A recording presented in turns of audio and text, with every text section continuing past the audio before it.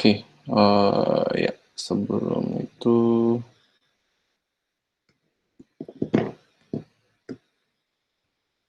ya. Jadi di sesi ini saya akan menjelaskan tentang Deskera Books, solusi accounting dari Deskera. Di bagian kiri atas kita bisa melihat daftar perusahaan yang telah kita tambahkan. Jadi di sini kita tinggal klik ya kalau misalnya mau pindah ke company entity lain. Terus jadi nanti pada saat Bapak Ibu sudah sign up ke Deskera, nanti akan ada form seperti ini yang Bapak Ibu harus lengkapi dulu sebelum bisa masuk ke halaman yang seperti saya punya tadi.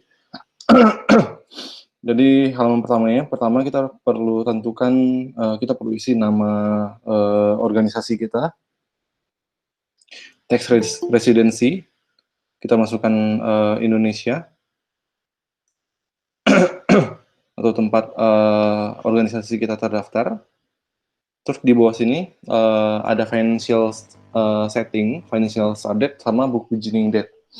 Jadi financial start date ini berhubungan dengan periode laporan keuangan kita ataupun periode pembukuan kita. Jadi umumnya itu kan ada dimulai dari 1 Januari tahun berjalan sampai ke 31 Desember tahun berjalan. Jadi di sini Bapak Ibu bisa pilih di 1 Januari tahun berjalan. Terus book beginning date ini adalah tanggal cut off kapan kita mulai menggunakan Deskera. Jadi kalau misalnya sekarang di bulan Juni dan kita mau planning menggunakan Deskera di bulan Juni, berarti tanggal book beginning date-nya itu di tanggal 1 Juni. Nah, ini berarti kita perlu prepare saldo awal atau opening balance dari 1 Januari 2020 sampai ke 31 Mei 2020. Jadi opening balance saldo awal GL atau akun, saldo awal inventory. Jadi posisi stok Bapak Ibu di tanggal 31 Mei itu berapa? Terus dan opening balance atau saldo awal untuk piutang dan hutang juga. Jadi nanti after dari tanggal 1 ini di Deskera Bapak Ibu bisa juga lihat aging AR dan aging AP atau aging piutang dan hutang Bapak Ibu di untuk saldo awal tersebut. Nah, terus berikut ada base currency. Dan berikutnya kalau misalnya, jadi base currency ini sesuai dengan tax residency yang dipilih di sini ya. Dan di sini ada fitur untuk enable multi currency. Jadi kalau misalnya Bapak Ibu di organisasi Bapak Ibu perlu transaksi multi currency, ini bisa langsung dicetak. Terus di bagian bawah informasi tambahan seperti alamat address details, alamat organisasi Bapak Ibu, time zone, terus nomor NPWP perusahaan kita. Jadi nanti bisa dilengkapin juga. Jadi kalau misalnya semua sudah diisi, bisa klik save. Nanti perusahaan yang tadi kita baru buat akan muncul di My Company. Di My Company yang di kiri atas. Oke, saya akan mulai dari setting. Jadi tadi sekilas kita sudah sempat bahas ya untuk address-nya itu. Jadi di sini juga ada billing address dan shipping address. Di sini Bapak Ibu bisa tambahkan lagi. Jadi kalau misalnya Bapak Ibu punya beberapa alamat billing dan alamat shipping, itu bisa ditentukan di sini. Oke, apa ada pertanyaan? Screen sharing-nya berubah ke akun. Oke. Let me resum. Ya, terima kasih Pak Lili. Oke. Ya, saya lanjut. Jadi tadi saya sempat tunjukin di menu setting company. Dan di sini kita bisa update billing address dan shipping address perusahaan kita. Di sini kita bisa maintain beberapa billing address dan shipping address. Terus company setting seperti, jadi kalau misalnya pada saat awal pertama kali register company, enable multi currency-nya belum dicentang, jadi nanti sembari jalan kalau misalnya ke depan tiba-tiba Bapak Ibu ada transaksi mata uang asing, jadi di company setting-nya Bapak Ibu masih bisa centang lagi. Tapi begitu sudah dicentang, ini tidak akan bisa di-uncheck lagi. Terus ada informasi seperti book beginning date, tadi saya sudah sempat jelaskan. Terus financial year atau fiscal year perusahaan kita. Terus VAT details, nomor NPWP perusahaan kita. Berikut setting user. Nah, untuk setting user, jadi di sini Bapak Ibu bisa invite tim Bapak Ibu. Untuk informasi di Deskera yang mandatory itu akan ada ini ya, tanda asterisk ya, atau tanda bintang. Jadi first name, last name, terus alamat email, password, terus nomor telepon, dan roles. Yang perlu diperhatikan di sini untuk nomor telepon, jadi nanti di Deskera ini kan ada aplikasi mobile-nya ya. Jadi saya sudah sempat mirrorin aplikasi mobile saya. Nah, jadi perlu dipastikan nomor HP yang di-invite di sini itu adalah HP yang Bapak Ibu install aplikasi mobile-nya. Jadi nanti secara data bisa langsung tersync otomatis ke antara web dan mobile app-nya. Oke, nanti saya akan juga, tunjukkan sekilas juga untuk fitur-fitur yang ada di mobile apps-nya. Terus saat ini di Deskar ada 4 default role atau sistem role. Jadi seperti accounting role ini. Jadi accounting role ini basically buat user yang keperluannya lebih ke accounting purpose. Jadi basically nanti dia akan ada akses ke modul menu accounting di sini. Terus kalau admin berarti user tersebut punya akses ke semua menu di sini. Untuk role auditor, berarti user tersebut cuma bisa melihat semua data yang ada di sini, tapi tidak bisa melakukan create atau delete atau edit. Dan terakhir, role bisnis. Jadi role bisnis ini basically nanti usernya bisa melakukan proses sell, buy, prepack ship, nah itu mereka bisa lakukan. Saat ini, jadi nantinya Deskera juga akan mempunyai custom role, jadi di mana nanti untuk masing-masing user, kita bisa assign user ini misalnya cuma bisa punya akses ke menu penjualan saja misalnya. Jadi itu nanti kita bisa tentukan juga. Terus berikutnya ada setting text. Nah, untuk setting text, jadi di sini kita bisa tambahkan daftar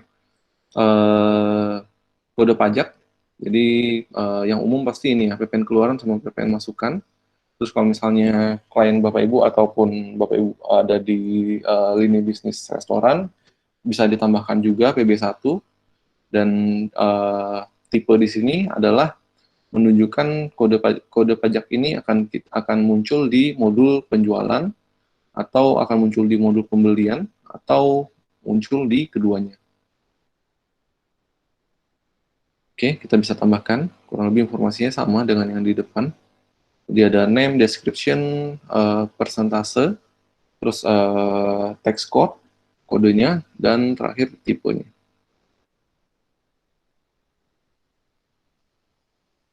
Berikutnya juga settingan rates untuk PPh 23 ya.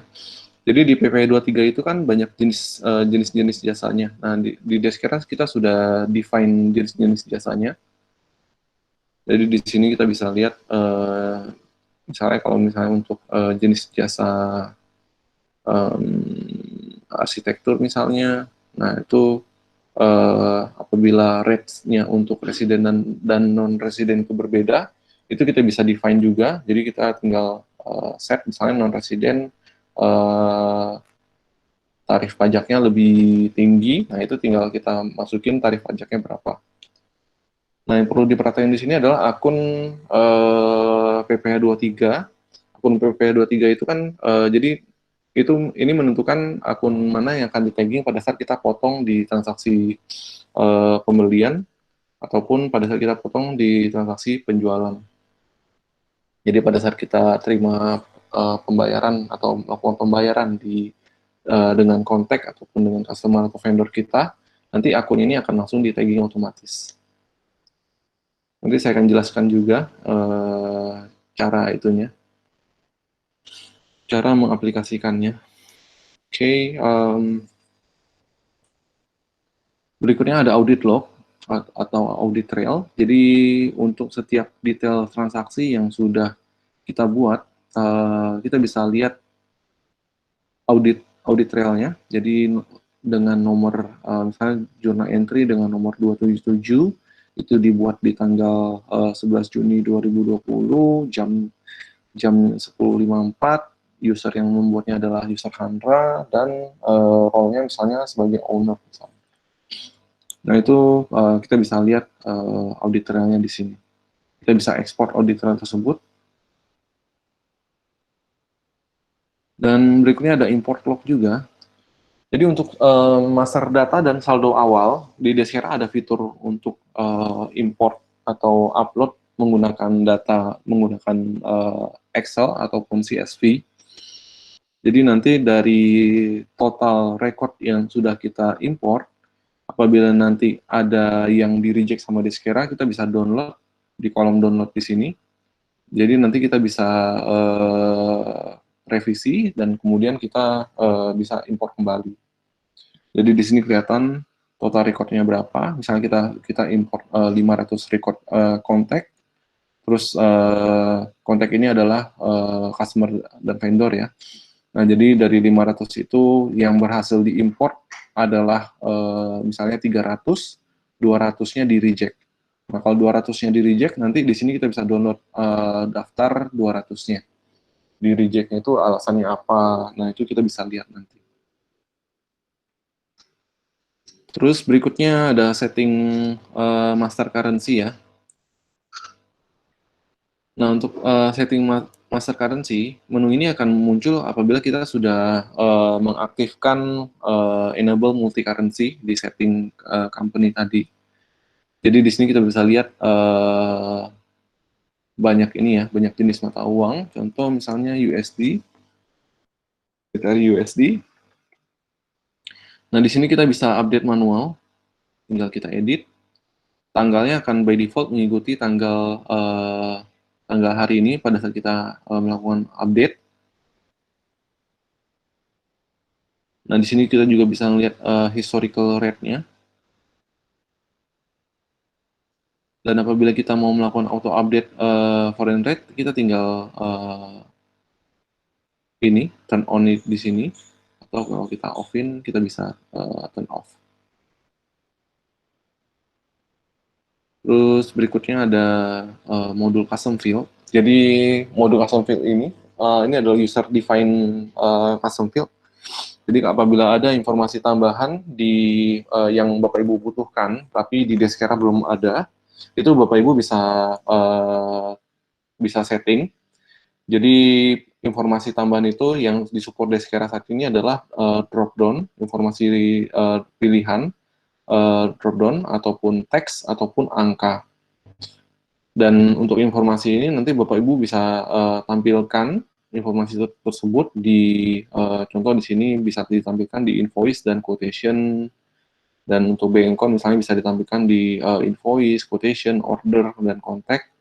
Jadi untuk custom field itu kita bisa tampilkan di transaksi jual dan transaksi beli, dan di master data produk, master data contact, dan di master data chart of account.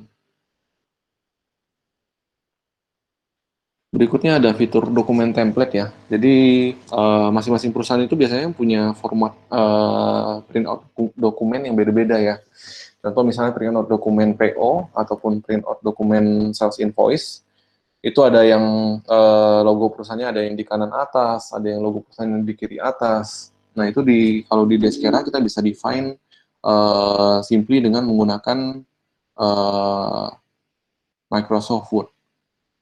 Jadi editornya itu adalah Microsoft Word. Di sini kita bisa lihat ya, extension filenya itu docx.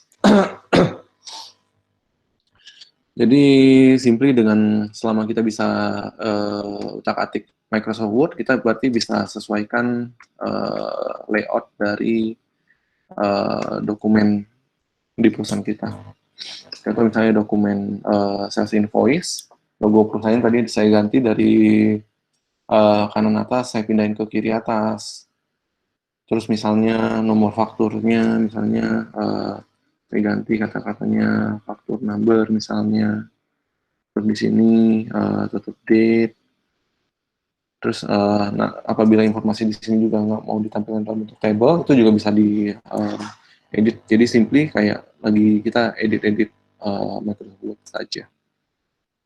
Saya klik save. Nah di sini kita bisa lihat existing dokumen kita.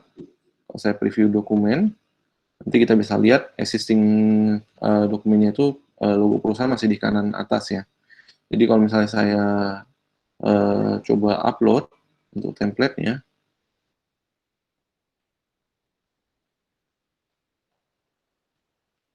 oke, nah nanti kalau misalnya sudah upload successfully, akan ada notif di sini, terus kita bisa preview lagi. Nah, logonya sudah berubah, pindah ke kiri atas, dan kata-katanya juga disesuaikan dengan yang sudah kita ubah tadi. Dan terakhir untuk setting, jadi ada fitur bulk import. Jadi kalau misalnya Bapak Ibu sebelumnya sudah menggunakan aplikasi accounting QuickBooks ataupun Xero, itu master data kontak, master data chart of account, master data produk, itu bisa dipindahkan secara otomatis dari kedua software ini. Jadi basically, saya coba klik ya. Jadi basically informasinya sama ya, dengan pada saat kita mau daftarin tadi. Terus di sini ada authenticate. Jadi basically ini kita perlu sediakan kredensial dari kedua software tadi. Kalau misalnya kita pakai Xero, berarti kita perlu sediakan username sama password Xero kita. Jadi nanti di sini akan ada konfirmasi dan import kembali. Oke, itu untuk setting.